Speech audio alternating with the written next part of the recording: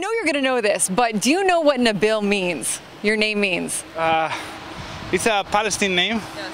From Arabia. It means like bondadoso. I don't know how to say that in English. It's like a person that is like really kind and happy. And noble. I read noble, yeah. Noble, yeah. Which is you. Yeah, that's right. First week of the season, you started a game, went 3 scoreless innings. Last second, you found out you were doing it in place of Blake Snell, who injured himself.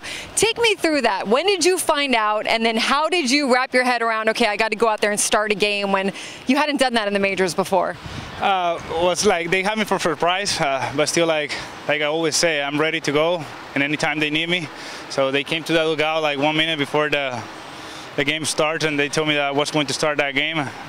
Really, I take advantage about that. I just go out there and try to do my best. I already was prepared to in front of that team, because when you're a reliever, you study all the hitters before you go to the game. So I really like, and I have Alfaro that have it before also. Yes. So we have like a lot of fun there, and just try to go out there and do my thing. Did you enjoy that starting? Was it like a different adrenaline rush? I love it. I love it. All my minor career, I was a starter, so I really like to be a starter. Yes. But whatever they need me here, I'm here for that. So I hope in the future I got another opportunity of that one. Yeah, they'll think of you when it's time to maybe start, you know, throw a different starter in there, an opener. Okay, let's go back to your minor league career. Signed with the Mets in 2012. Didn't make it to the majors until 2020, right? That was your debut. Okay, let's talk about the years in between. What was significant about those years, kind of laboring through and trying to make it to the big leagues? What do you remember about all that? Wow, it's a crazy story. I started in 2012, like you say, in Dominican Republic. Played 2012, 2013 in Dominican Republic, and finally in 2013 the team sent me to the United States to play. Then I played the Rookie of the Day. The next year I played the Rookie of the Night. And I play all the levels in the minor league. I cannot say that I am the kind of person that I like skip any level.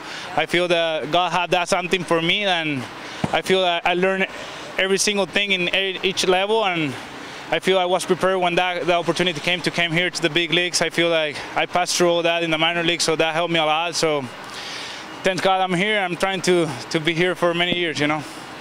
You made your debut with the Cardinals in 2020. You pitched 8 1/3 innings that season. Okay, 2021, you pitched 81 1/3 innings, so quite the jump. And it wasn't like you hadn't done it. In the minors, you had pitched 100+ innings for several seasons. Yeah. But to do it at the big league level, what did that show you about yourself?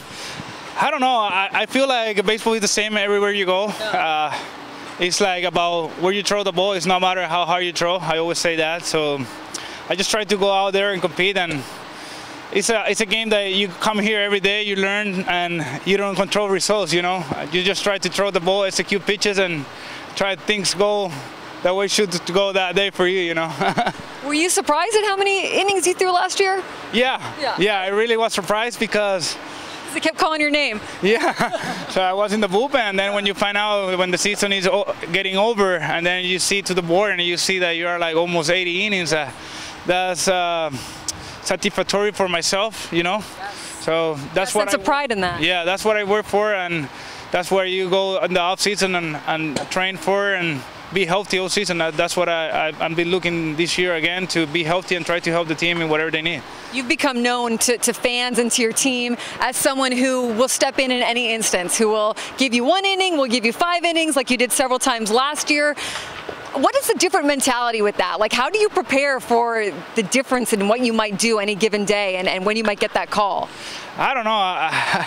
It's hard. That's hard. Yeah, that's what I say, but I don't know. My kind of mentality, I like when they take me for surprise, because you don't think too much. Like a starter, you know, when you have a game that you're going to start, maybe you prepare a little bit more. Yeah. Like a reliever is about, like, we're talking like right here, and then your adrenaline comes to 0 to 100 in 1 second. So I really love it. Like, I've been loving my job right now, and just try to, every time they tell me, they give me the ball, I just, like, when they stop me, I'm stopping. If not, I'm ready to keep going, you know.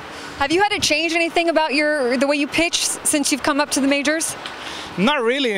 I just try to enjoy it the way I am, and try to know myself a lot, and try every time go out there and learn about me and what is my best thing that day, so I can use it and take advantage about that. Joe Musgrove shouted you out last season, unprompted. He brought you up and he said you were the unsung hero of the pitching staff. What did that mean to you just to hear that? It's amazing. It's amazing when a person like Joe showed that words to me. I feel like that's one of the guys that I've been learning a lot this year and last year from him, and it's really special. I love when he pitches also, and I try to learn about him every single day. You have the best personality. I want people to know that I knew Nabil was cool before everyone else knew that Nabil was cool, all right? Because last year and the year before, you always had a smile on your face. You always were ready to go. Have you always been this way, very positive and very, you know, enthusiastic? Yeah. Since I was little, I'm really I move a lot and all that stuff. In school, I was the same way. I don't know. That's my personality. I don't try to change. I try to be me and try to have fun every single day I come to the ballpark. This is a blessed to be here, you know. Born in Colombia, what was baseball like growing up there? What was the culture around baseball? Well, all my family is a baseball sport. My father takes me Mondays, Wednesdays, and Fridays to practice every single day. I do it like a hobby. When I was 15 years old, I get the opportunity of a guy that comes from the Dominican Republic. Yeah. And he talked with my father and he told me he wants to take me to the Dominican Republic to become a baseball player. I think I thank God that my family gave me the opportunity to go and do what I love to do. In that moment, I have to let my schools off, but still, I think that's one of the best decisions that my father gave me, and I all the time appreciate that for them, because if they don't give me the opportunity, maybe I was not going to be here right now. So I feel like in baseball in Colombia right now we're growing up, so it's a sport like every day it's growing up. So when I have the opportunity to become a baseball player, I have to go out of Colombia to be a baseball player. Has your dad or your family been able to come out and watch you play a game in the majors? Yeah. Okay. Last year was the first time my dad and my mom and my brothers come and watch me. That was amazing. So I'm excited to come, and they can come this year again and watch me. So waiting for that moment again. What game was that? Do you remember? That game was one I threw against the Dodgers, I remember, 4 innings. That was my dad was here, so I was really excited that moment for him, and I don't know, we enjoy a lot. How cool is that? That is awesome. Yeah. Okay, I love it. All right, what do you miss most about Colombia?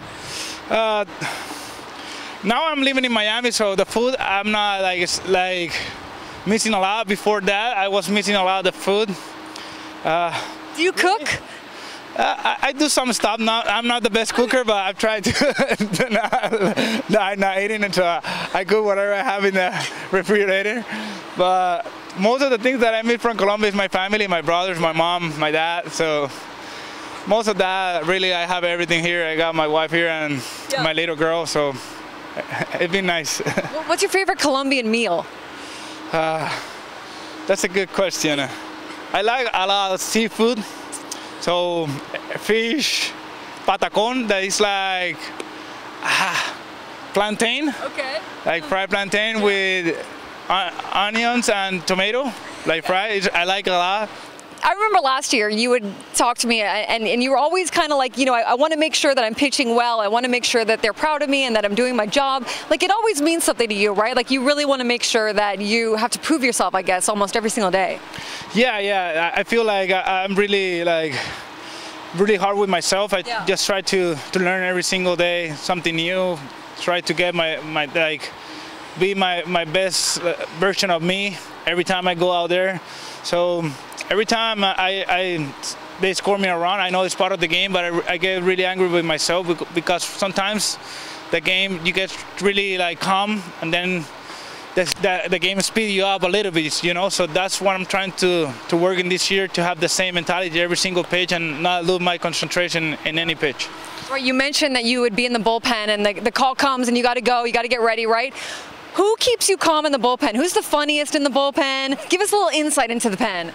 I don't know. I really have a good relationship with all the guys in the bullpen. I love every single one of them. Stammen is one of the, I say that he's like my father in the bullpen.